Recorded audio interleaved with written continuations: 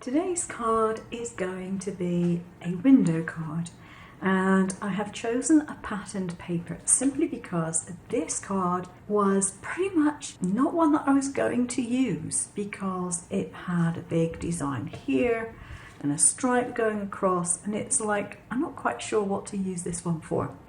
So I've chosen to use part of it for the front panel, and I have put it through my machine. When I cut it, I not only cut the hole, but I got my pen to write happy birthday on it. So I've already got that done, but I want a little extra interest, and because of that, I'm actually going to emboss it. To do my embossing, I'm using my journal, and I've got my cutting plate, plastic plate, the silicone mat, the card, and then I have a stencil that I've made. I'm going to put that over the top, and I want to make sure that is more or less straight first. There we go. That will do. That's going to go through the Gemini.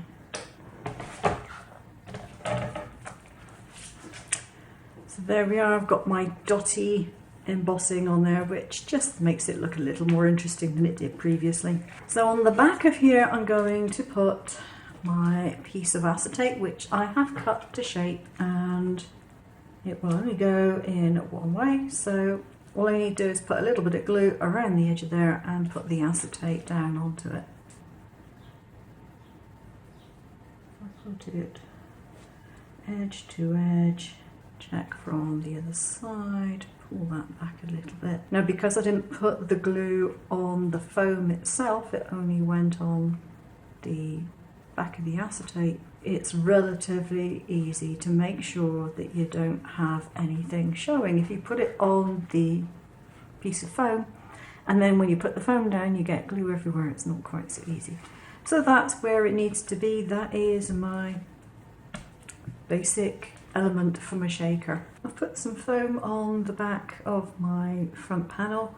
Now I'm choosing to use foam, craft foam, and just put it on with glue for the simple reason it's quite humid around here at the moment, and using sticky back foam tape at the moment is really problematic. It sticks to everything except what you want it to stick to. So I've got some silver stars, and I think those would be fun to put in.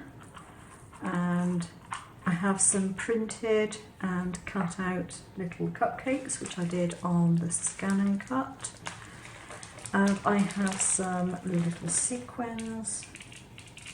Those are going to go in.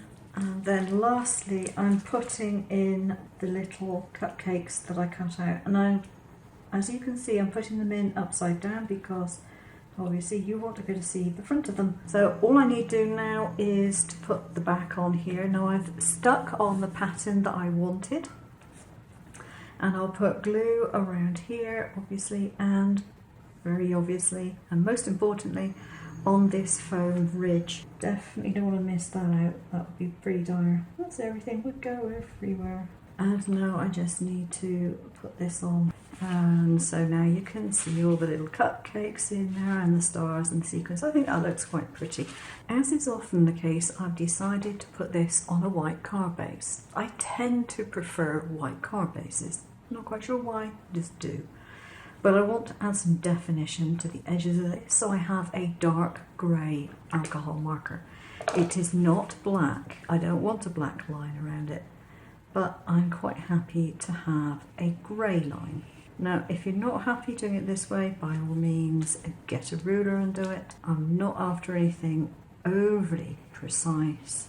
I just want the definition. So if you run the chunky end of the marker down, or indeed hold the marker still and just move the card, you'll get a pretty good line on it anyhow. Here's the finished card. I'm quite happy with the result. I would say that because of the variety of things I have included in the window, I could probably have done with another layer of foam there to make sure everything really was able to move. And if I did it again, I wouldn't bother putting the happy birthday up here. I would do it separately. Now in the file I did include a little border for this, but I decided I didn't want to use it on this card, and I've added a few little pearl bits on this centre ribbon. And that's it. Hope you've enjoyed it. If you did, please leave some comments down below. Consider subscribing if you haven't already, and please give it a thumbs up. See you again soon.